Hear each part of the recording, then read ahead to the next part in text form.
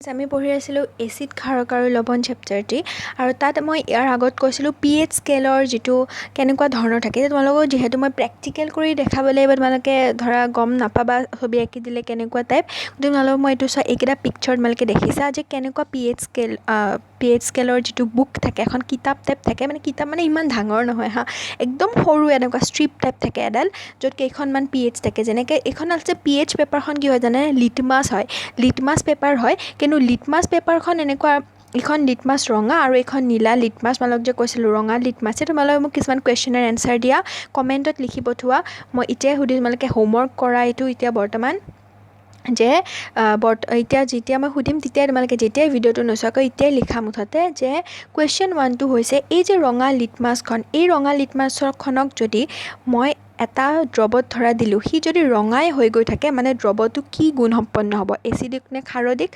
মানে এচিডিক নে ক্ষাৰকীয় আৰু ছেকেণ্ড কুৱেশ্যনটো হৈছে যদি মই ৰঙা লিটমাছখন কোনো এটা দ্ৰৱত দিলোঁ সি নীলা হৈ গ'ল মানে তাৰ সেই দ্ৰৱটোৰ গুণটো কেনেকুৱা এচিডিক নে ক্ষাৰকীয় ঠিক তেনেদৰে এই দুটা কুৱেশ্যনে তোমালোকে লিখি পঠোৱা নীলা লিটমাছখনৰ কাৰণে যে নীলা লিটমাছটো এটা দ্ৰৱত থলোঁ সি যদি নীলাই হৈ থাকে ৰঙৰ তাৰ দ্ৰৱটোৰ কেনেকুৱা ধৰণৰ গুণ আৰু যদি নীলা লিটমাছটো যদি কালাৰটো যদি চেঞ্জ হয় মানে ৰঙা হয় তাৰ গুণটো কেনেকুৱা এই দুটা মুঠতে যিমান চাইছে ভিউ যিমান হৈছে ভিডিঅ'টোৰ সিমান ভিউৰ এনচাৰটো আহিব লাগিব সেইটো মই এনেও গম পাম কোনে কোনে লিখিছে চ' সেইকেইটাক মই পূৰা গম পাম সিহঁতে ভালদৰে চিৰিয়াছলি পঢ়িছে আৰু যিবিলাকে এনেই ভিডিঅ'টো চাইছে বা কমেণ্টত এনচাৰটো দিয়া নাই বা পঢ়া নাই সিহঁতক গম পাম গতিকে তোমালোকে চাই নাচাই যেনেকৈ মুঠতে এনচাৰটো কমেণ্টত দিবা মই এতিয়া গম পাম যে ভাল হৈছে পঢ়ি আছা আৰু লিখিলে তোমালোকৰ কি থাকিব মনতো থাকি যাব এতিয়া চোৱা pH স্কেলখন কেনেকুৱা টাইপৰ থাকে সেইটো চোৱা মই কৈছিলোঁ ন যে 1ৰ পৰা 14লৈকে কি থাকিব এনেকুৱা কিছুমান কালাৰৰ চিহ্ন কিছুমান মানে তাত এনেকুৱা কালাৰ কিছুমান থাকে এই কালাৰবোৰ চাই আমি ধৰা এটা দ্ৰৱ আছে এই দ্ৰৱটোত মই এখন ইয়াৰ পৰা এখন পেপাৰ থাকে হা ইয়াৰ পেপাৰখন তাৰ এই যে মানে ফাৰ্ষ্ট পেজটোহে এইটো তাৰ এই যে দেখিছা ৰ'বা এই যে এইবোৰত এটা এটা পূৰা কালাৰ থাকে এইটো 9, 8 সেনেকুৱা থাকে কিন্তু ইয়াৰ ভিতৰত কিছুমান কাগজ থাকে এনেকুৱা টাইপ এখন পূৰা এইখিনিমান দীঘলে এখন কাগজ থাকে তাৰ আমি অলপমান ল'লেও হৈ যায় ইমান গোটেই বহীটোৰ গোটেই দীঘল কাগজখন নালাগে অলপ টুকুৰা টুকুৰিকৈ ল'লেও আমি হৈ যায় সেই টুকুৰাটোক যদি আমি কোনো এটা দ্ৰৱত যদি ভিজাই দিওঁ যি কালাৰ আহিব ধৰা ছাপ'জ তোমাক মই এটা কুৱেশ্যন কৰোঁ যে ধৰা ছাপ'জ এনেকুৱা এটা দ্ৰৱ আছে তাত মানে এই কালাৰটো আহিছে এই কালাৰটো গতিকে তাৰ pHটো কি হ'ব 14 এই কালাৰটো আহিলে তাৰ pH কি হ'ব 10 গতিকে 10 হ'লে তাৰ গুণটো কি হ'ব ক্ষাৰকীয় নে এচিড সেইটো কমেণ্ট কৰা আৰু 14 হ'লে তাৰ গুণটো কি হ'ব ক্ষাৰকীয় নে এচিড সেইটো কমেণ্ট কৰা গতিকে এইকেইটা তোমালোকৰ আজিৰ হোমৱৰ্ক হ'ল আৰু ইয়াতে চোৱা 0 to 14 pH red, blue and yellow litmus papers বুজি পাইছা যে এনেকুৱা বিভিন্ন কালাৰৰ লিটমাছ পেপাৰ থাকে আৰু য়েল্লো বুলি কিয় কৈছে এই যে এইবোৰ এনেকুৱা বেলেগ ধৰণৰ আমি কালাৰিং কৰিব পাৰোঁ মানে লিটমাছ পেপাৰবোৰ আমি পৰীক্ষা কৰি চাব পাৰোঁ যে pH কিমান আৰু pH স্কেলডালকহে আমি এই যে ৰংবোৰ যে উলিয়াইছে চাইণ্টিষ্টে এইডালহে pH স্কেল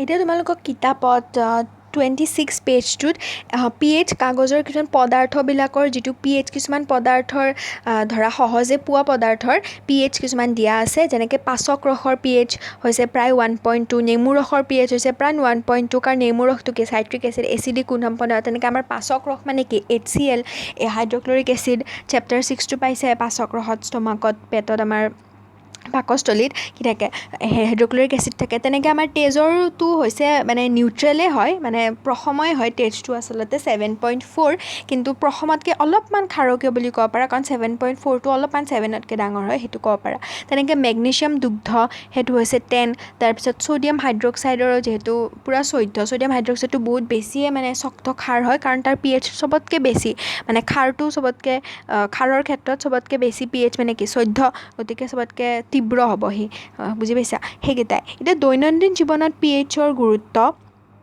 এতিয়া আমাৰ শৰীৰত আচলতে 7ৰ পৰা 7.8 মানে 7ৰ পৰা 7.8 pH পৰিসৰৰ ভিতৰতহে আমাৰ শৰীৰে কাৰ্য কৰিব পাৰে এতিয়া যদি pHৰ মানে পৰিৱৰ্তন হৈ থাকে তেতিয়া আমি আচলতে বৰ্তি থাকিব নোৱাৰিম বা জীৱসমূহে বৰ্তি থাকিব নোৱাৰিব আমাৰ সদায় pHটো প্ৰশম বা অলপমান ক্ষাৰকীয়ৰ ভিতৰতে থাকে মানে 7টো যিহেতু প্ৰশম আৰু 7.8টো অলপমান ক্ষাৰকীয় সেইখিনিৰ ভিতৰতে থাকে এতিয়া তোমালোকে এইটো জানা এচিড বৰষুণত কি হয় আমাৰ যিবোৰ প্ৰদূষণৰ যিবোৰ গেছ সেই প্ৰদূষণৰ বৰষুণৰ গেছবোৰ আমাৰ যেতিয়া বৰষুণৰ লগত লগ লাগে তাক আমি এচিড বৰষুণ বুলি কওঁ। এতিয়া এচিড বৰষুণৰ ক্ষেত্ৰতো কি হয়, এই যে গেছবোৰ লগ লাগে সেইবোৰ আচলতে গেছবোৰ কি হয়, যেনেকৈ ছালফাৰ ডাই অক্সাইড, নাইট্ৰজেন ডাই অক্সাইড, সেইবোৰ কি হয় এচিডিক গুণসম্পন্ন হয়, যিহেতু আমাৰ অধাতুৰ অক্সাইড কাৰণে সেইবোৰ এচিড গুণসম্পন্ন হয়, আমলিক গুণসম্পন্ন হয়। আৰু এতিয়া বৰষুণৰ এই যে পানীৰ পৰিমাণটো সিহঁতৰো যদি pH-টো 5.6ৰ কম হয় তাকহে আমি এচিড বৰষুণ বুলি ক'ম। মানে যদি pH-টো সিহঁতৰ লগত লগ হ'লেও যদি pH-টো ধৰা অলপমান বেছিয়ে থাকে, ক্ষাৰকীয় গুণ থাকে তাক, বা প্ৰসম থাকে, তাক আমি এচিড বৰষুণ বুলি নকওঁ। সি যেতিয়া 5.6 হ'ব বা 5.6তকৈ কম হ'ব তাকহে তেতিয়া আমি এচিড বৰষুণ বুলি ক'ম। আৰু এচিড বৰষুণৰ পানীবোৰ যেতিয়া নদীৰ পানীৰ লগতোতো লগ লাগে তেতিয়াও কি হৈ যায়, pH-টো কম হৈ যায়। আৰু pH কম হোৱা মানে কি, 5.6তকৈও কম হৈ যায়, মানে এচিডিক গুণসম্পন্ন হৈ যায়। আৰু তেনে ক্ষেত্ৰত আমাৰ যিবোৰ জলজ জীৱ সিহঁতৰ জীয়াই থকাটো টান হৈ পৰে, কাৰণ এচিডৰ ক্ষেত্ৰত এচিডটো কিমান এটা শক্ত বস্তু, এচিডৰ ক্ষেত্ৰত সিহঁতে জীয়াই থকাত অক্সিজেন লোৱাত কষ্ট পায়, কাৰণ সিহঁতে পৰিৱেশৰ পৰা পানীৰ যোগেদি অক্সিজেন লয়। এচিডটো মিহলি হ'লে পানীত মানে অক্সিজেনটো মিহলি হোৱাত কষ্ট হয়, আৰু সেইকাৰণে সেনেকুৱা হয়। এতিয়া তোমালোকে জানানে বুলি পেৰেগ্ৰাফত শুক্ৰ গ্ৰহৰ এটা কথা আছে, সেইটো পঢ়ি ল'বা যে শুক্ৰ গ্ৰহত বায়ুমণ্ডলত ছালফাৰিক এচিডৰ এটা ডাঠ বগা আৰু এতিয়া ঈষত হালধীয়া ডাৱৰেৰে গঠিত এটা তৰপ থাকে, আৰু সেইকাৰণে আমি তাত জীৱ জীয়াই থাকিব নোৱাৰে। এতিয়া সুধিছে তোমালোকক জীয়াই থাকিব পাৰে, নিশ্চয়কৈ নোৱাৰে, কাৰণ এচিডত ক'ত জীৱ জীয়াই থাকিব পাৰিব। সেইকাৰণেতো আমি অকল পৃথিৱীতে জীৱ আছে, বাকীবিলাকত জীৱ নাই, সেইটোৱে। আৰু মহাকৰ্ষণ শক্তিও নাই বাকীবিলাকত, সেইটো বাৰু পিছে বাৰে পাতিম। এতিয়া আমি পঢ়োঁ তোমালোকৰ ঘৰৰ পাছফালে থকা মাটিৰ pH কিমান। এতিয়া এইখিনিও একেই হয়, সেনেকুৱাই আমাক পৰীক্ষা কৰি চাব দিছে। সেইটো ইমান এটা সেনেকুৱা আমাৰ ধৰা পৰীক্ষাত অহা বা ইমান ইম্পৰ্টেণ্ট কুৱেশ্যন নহয়। তাৰপিছত আছে আমাৰ পাচক তন্ত্ৰৰ যিটো pH। এতিয়া পাচক তন্ত্ৰত কি থাকে, হাইড্ৰক্লৰিক এচিড থাকে। আৰু তোমালোকে এটা বস্তু শুনিছা, এচিডিটি মানে কি হয়, যেতিয়া আমাৰ হাইড্ৰক্লৰিক এচিডৰ ধৰা পৰিমাণটো বেছি হৈ যায় বা আমাৰ খাদ্যবোৰ হজম হোৱাত ধৰা কষ্ট হয়, তেতিয়া আমি তাক এচিডিটি হোৱা বুলি কওঁ। এচিডিটি মানে এচিডৰ গুণটো বেছি হৈ যোৱা। যেতিয়া আমি এইটো জানা তোমালোকে, এচিডৰ লগত সদায় ক্ষাৰৰ বিক্ৰিয়া ঘটালে এচিডে আৰু ক্ষাৰে দুটাকে মানে মাৰা কাটা কৰি কেঞ্চেল কৰি দিয়ে এটাই আনটোক। যেনেকৈ তোমালোকে যুদ্ধবোৰ দেখিছা মহাভাৰতত, কৰ্ণ আৰু অৰ্জুনৰ যিবোৰ এডালো ইফালে কাৰ্গল ইফালেও কাৰ্গল, দুটাকে কি কৰি দিলে, কেঞ্চেল কৰি দিলে, সেনেকুৱা টাইপে আৰু।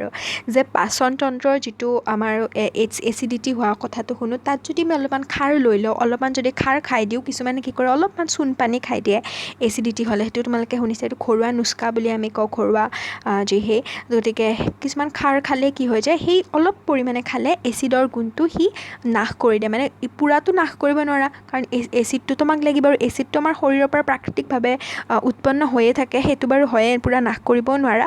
কিন্তু অলপ পৰিমাণে খালে কি হ'ব, যিখিনি বেছিকৈ এচিড আমাৰ জমা হৈছিলে সেই এচিডখিনিয়ে কি কৰিব, সেই ক্ষাৰৰ লগত বিক্ৰিয়া কৰি প্ৰশমিত হৈ যাব, মানে দুটাকে নাশ কৰি দিব, আৰু তাৰ ফলত আমাৰ এচিডিটি বা জ্বলা পোৰা বা পেটৰ বিষ ভাল হৈ যায়। আৰু তাৰ কাৰণে আমি বজাৰত আপোনালোকে শুনিছে এইবিলাকো এচিড মানে ক্ষাৰকীয় গুণসম্পন্নেই হয়।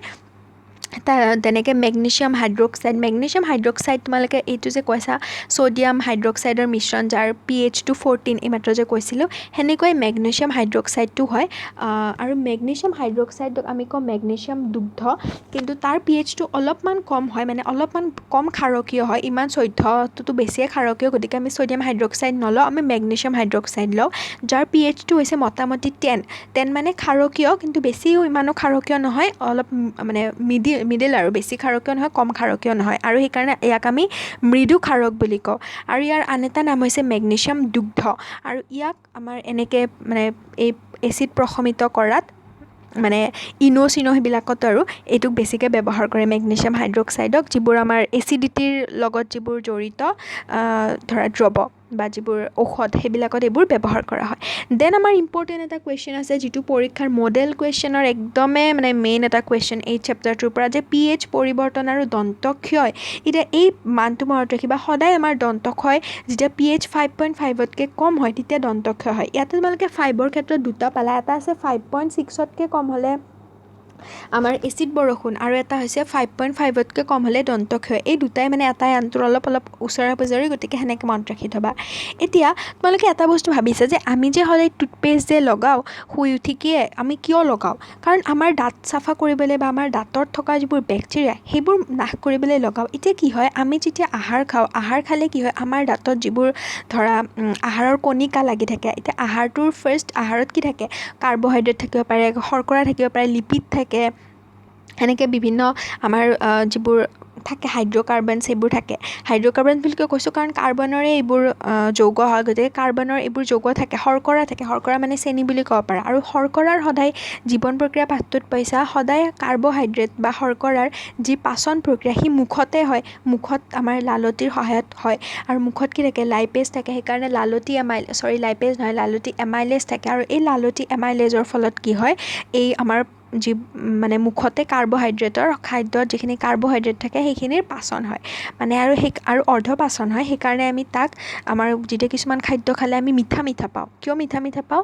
যিবোৰ খাদ্য খালে আমি মিঠা পাওঁ অলপ হ'লেও, যেনেকৈ ব্ৰেড, তাত কি থাকে, প্ৰচুৰ পৰিমাণে শৰ্কৰা বা কাৰ্বহাইড্ৰেট থাকে, আৰু সেইবিলাকৰ আমাৰ মুখতে পাচন হয়, সেইকাৰণে আমি তাক খালে মিঠা পাওঁ।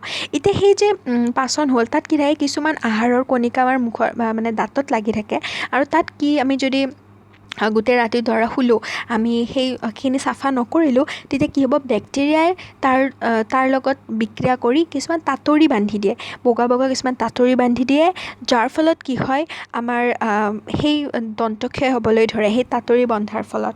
আৰু তেতিয়া আমি কি কৰোঁ, আমি টুথপেষ্ট কৰোঁ। এতিয়া টুথপেষ্টটো কি হয়, ক্ষাৰকীয় গুণসম্পন্ন হয়। কিয়? কাৰণ যেতিয়া সেই বেক্টেৰিয়াবিলাকে সেই তাঁতৰি বান্ধে, সেইটো হয় এচিডিক গুণসম্পন্ন। এতিয়া যেতিয়া আমি টুথপেষ্ট লগাওঁ, তাত মানে ক্ষাৰকীয় গুণসম্পন্ন হয়। এই ক্ষাৰ আৰু এচিড লগ হৈ কি হৈ যাব, দুটা বস্তু মিক্স হৈ কি হৈ যায়, আমাৰ প্ৰশমিত হৈ যায়, যিটো বিক্ৰিয়াটো হৈ যায়, প্ৰশমিত হৈ যায়, আৰু আমাৰ সেই ভাল হৈ যায়, তাঁতৰিখিনি ভাল হৈ আমাৰ দাঁত চাফা হৈ যায়। আৰু সেইকাৰণে আমি টুথপেষ্টখিনি যেতিয়া কোনো এটা দাঁতত ধৰা নালাগিল, সেই দাঁতটো আমাৰ কি হৈ যায়, লাহে লাহে দন্তক্ষয় হ'বলৈ ধৰে। সেইকাৰণে আমি ভালদৰে টুথপেষ্ট কৰি, ক্ষাৰকীয় গুণসম্পন্ন টুথপেষ্ট কৰি আমি, মানে টুথপেষ্টটো ক্ষাৰকীয় গুণসম্পন্ন দিয়াচোন, কিন্তু ক্ষাৰৰ লগত এচিডক প্ৰশমিত কৰি এই দন্তক্ষয়ৰ পৰা আমি নিজকে মানে বচাব পাৰোঁ। অ'কে, সেইকাৰণে কিছুমানে যে মানে বেছিভাগে দিয়াচোন দুবাৰে ব্ৰাছ কৰে, কাৰণ বা আমি আহাৰ খালে কুলুকুলি কৰি পানী খাব লাগে, কাৰণ সেই পানীৰে আমাৰ এই তাঁতৰিখিনি বান্ধে, সেই যিখিনি কণিকা মুখৰ দাঁতৰ মানে লাগি থাকে, সৰু সৰু কণিকাবোৰ শৰ্কৰাৰ, সেইবোৰ ভালদৰে গুচি যায়। এতিয়া নেক্সট আছে আত্মৰক্ষাৰ বাবে প্ৰাণী আৰু উদ্ভিদৰ ৰাসায়নিক সংগ্ৰাম। এতিয়া আমি জানো যে মৌ-মাখিয়ে বিন্ধে, বা কিছুমান এনেকুৱা পোক আছে, এনেকৈ বিষ পৰুৱা বিন্ধিলে আমাৰ কি হয়, ফুলি যায়, এনেকৈ বৰলে বিন্ধিলে ফুলি যায়। এতিয়া সিহঁতৰ কি হয়, সিহঁতৰ এই যে মানে পৰুৱাৰ বা কিছুমান বিষাক্ত মানে পোক পতংগৰ যিবোৰ শুঙত, সেইবোৰত এচিড থাকে। আমি মেইনলি যদি কওঁ মৌ-মাখিৰ যি শুঙত মিথানয়িক এচিড থাকে। অ'কে, চ' সেইকাৰণে আমাৰ কি হয়, বা চুৰাট পাতৰ শুঙতো মিথানয়িক এচিড থাকে। গতিকে এচিডক প্ৰশমিত কৰিবলৈ আমাক কি লাগিব, ক্ষাৰ লাগিব, আৰু তাৰ কাৰণে আমি কি কৰোঁ, বেকিং ছ'ডা ব্যৱহাৰ কৰোঁ। আমি যদি ঘৰতে যদি এনেকৈ বৰলে কামুৰিলে বা পতককৈ বি পৰুৱা এটাই কামুৰি দিলে, আমাৰ পুৰণিত থাকিব পৰা নাই, তেতিয়া আমি কি কৰিব লাগে, বা বিচাই থাকিলে আমি সদায় কি কৰিব লাগে, বেকিং ছ'ডাৰ সহায় ল'ব লাগে, মানে ক্ষাৰৰ সহায় ল'ব লাগে, মৃদু ক্ষাৰৰ। তেতিয়া কি হয়, এই দুটাকে প্ৰশমিত কৰি ভাল কৰি দিয়ে। এতিয়া তোমালোকৰ 2.3ত প্ৰাকৃতিকভাৱে পোৱা কিছুমান এচিড আছে, য'ত আমাৰ কিছুমান এচিডৰ কি বস্তুত কি এচিড থাকে আছে, এইবোৰ মডেল কুৱেশ্যন বহুত হয়, আৰু 1 নম্বৰীয়া কুৱেশ্যনো বহুত হয়। সেইবোৰ তোমালোকে চাৰ্টখন নিজে চাই ল'বা। আৰু এটা আছে, তোমালোকে জানানে বুলি, তাত এটা চুৰাট পাতৰ কথা কিবা এটা মানে এনেকুৱা এটা টপিক আছে, যিটো এনেই তোমালোকে পঢ়ি চাব পাৰা, তাৰ পৰা এনেকুৱা কুৱেশ্যন নাহে, কিন্তু বুজিবৰ কাৰণে এনে এবাৰ পঢ়ি চাবা, সেইটো সহজে। কিন্তু তোমালোকক মই এইকেইটা বাৰু এবাৰ কৈ দিওঁ, যে ভিনেগাৰত থাকে এচিটিক এচিড, তেনেকৈ এচিটিক এচিড তোমালোকে ইয়াতে কমন বস্তু চাই ল'বা, যেনেকৈ এচিটিক এচিড চোৱা, এচিটিক এচিড এই মানে তালিকাখনত আৰু ক'তো নাই, কেৱল ভিনেগাৰতে আছে। কিন্তু চাইট্ৰিক এচিড দুটা বস্তুত আছে, ফাৰ্ষ্টতটো আছে কমলা টেঙাত, আৰু নেমু টেঙাটো আছে। গতিকে সেনেকৈ মনত ৰাখিবা যে চাইট্ৰিক এচিড থাকিব কমলা টেঙা আৰু নেমু টেঙা, তেতিয়া কনফিউজন নালাগে। আৰু এচিটিক এচিড কেৱল ভিনেগাৰত আছে। তাৰপাছত টাৰ্টাৰিক এচিডো মাত্ৰ এটাতে আছে, তেতেলীত। তেনেকৈ বিলাহীত আছে অক্সেলিক এচিড, সেইটো একে। তেনেকৈ মিথানয়িক এচিড দুটাত আছে, পৰুৱাৰ শুঙত আৰু চুৰাটৰ শুঙত। আৰু এইফালে লেক্টিক এচিড আছে দৈ গাখীৰত। আৰু ইয়াৰ চবতকৈ বেছিকৈ আহে আমাৰ লেক্টিক এচিড আৰু চাইট্ৰিক এচিডটো, এই দুটা মনত ৰাখিবা। এতিয়া আমাৰ লৱণটো আমি নেক্সট ক্লাছত লৱণৰ বিষয়ে আমি পঢ়িম।